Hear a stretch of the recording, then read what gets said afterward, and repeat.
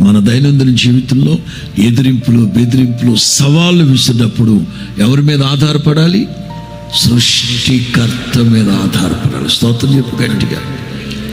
యేసన్న గారు దేవునిని విశ్వసించారు. ఆకాశమందున దేవుణ్ణి ఏమని విశ్వసించాడు?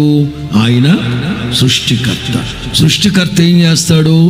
మన దైనందిన జీవితంలో ఇబ్బందికరమైన, ప్రతికూలమైన పరిస్థితులు ఎదురైనప్పుడు, మనం మొర్రపెట్టినప్పుడు ఎంటర్ అవుతాడా? ఆవిడా కలుగు చేసుకుంటాడా? కలుగు చేసుకోడా?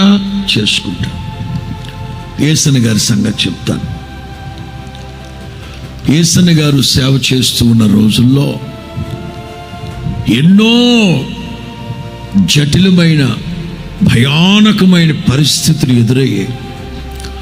ఇక ఆ రోజుతో, ఆనాటితో, ఇక ఆ సమస్యతో హోసన్నా మినిస్ట్రీస్ తుడిపెట్టబడిపోద్ది. ఇక ఈ భూమి మీద హోసన్నా మినిస్ట్రీస్ అనే పరిచర్యలకి మనుగడ లేదు అని అనిపించే పరిస్థితులు వచ్చాయి.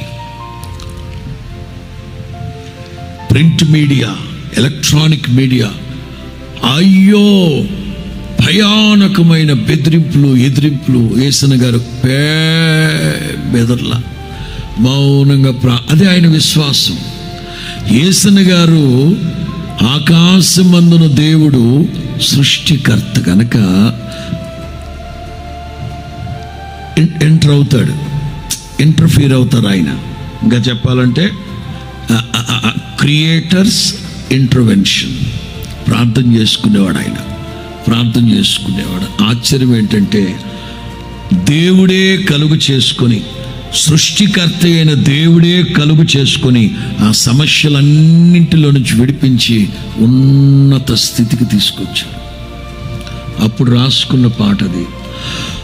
నిందల పాలై నిత్య నిబంధన నీతో చేసిన దానియేలుకు.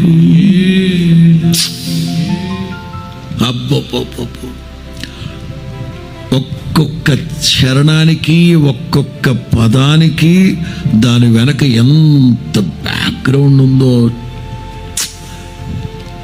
చెప్పలేను. అంత లోతైన, డీప్, గాఢమైన అనుభవాలు ఉన్నాయి. అందుకే ఇవాళ ప్రపంచంలో మన కీర్తనలో ప్రసిద్ధికి రైట్. హల్లెలూయా.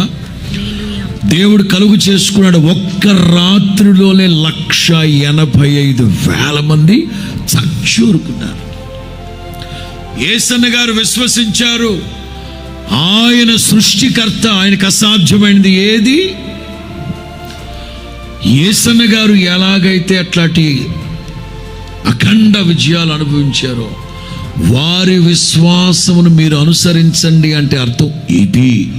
మనం కూడా మన దైనందిన జీవితంలో ఎదిరింపులు, బెదిరింపులు, సవాళ్ళు విసిరినప్పుడు ఎవరి మీద ఆధారపడాలి? సృష్టికర్త మీద ఆధారపడాలి. స్తోత్రం చెప్పు గట్టిగా.